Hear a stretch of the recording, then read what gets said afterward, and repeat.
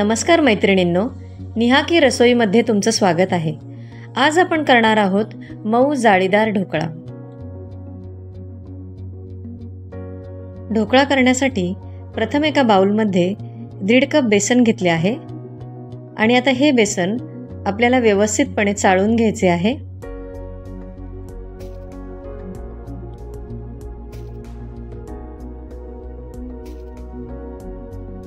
बेसन इथे चाळून झाले आहे, हे तुम्ही पाहू शकता। अजिबात ह्यामध्ये लम्स राहिलेले नाहीयेत। आता ह्यामध्ये मिरची आणि आल्याचा ठेचा घातला आहे, अर्धा चमचा हळद घातली आहे आणि चवीपुरते मीठ घातले आहे। आता हे मिश्रण आपल्याला व्यवस्थितपणे मिक्स करून घ्यायचे आहे।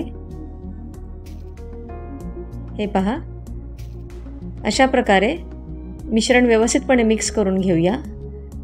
त्यामध्ये थोडे पाणी घालून एक सॉफ्ट बॅटर बनवून घेऊया। बॅटर सतत हलवत राहायचे आहे, म्हणजे त्यामध्ये गाठी होणार नाही। हे बॅटर तुम्ही पाण्याऐवजी ताकामध्ये सुद्धा बनवू शकता।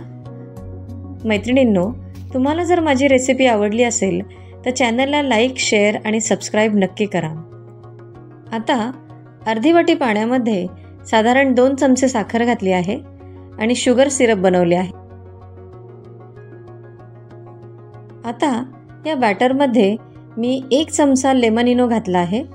तुमच्याकडे लेमन इनो नसेल तर यामध्ये 1 चमचा बेकिंग पावडरही घालू शकता आणि बॅटर सतत हलवत राहायचे आहे। हे पहा, अशा प्रकारे।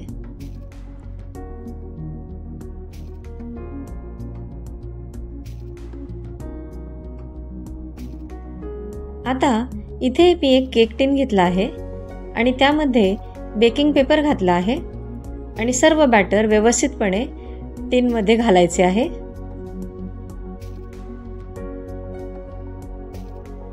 टिन स्टीमरमध्ये ठेवून साधारण 20 ते 25 मिनिटं आपल्याला ढोकळा वाफवून घ्यायचा आहे।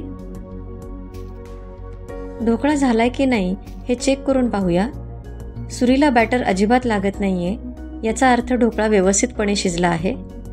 आता हा ढोकळा आपण काढून घेऊया आणि थंड करून घेऊया।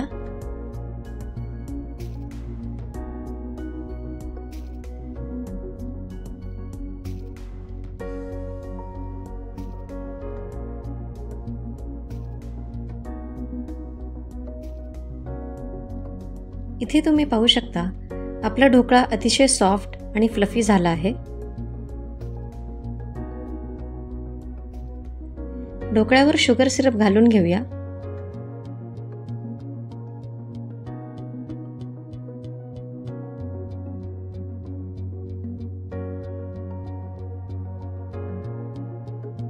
तेल, कढीपत्ता, मोहरी आणि हिंग घालून इथे मी तडका करून घेतला होता आणि तो आता आपण सर्व ढोकळ्यावर व्यवस्थितपणे घालून घेऊया।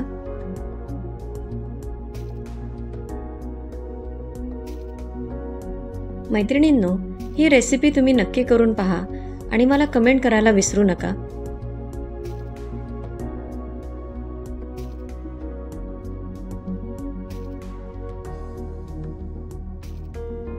बारीक चिरलेली कोथिंबीर घालून ढोकळा सजवून घेऊया।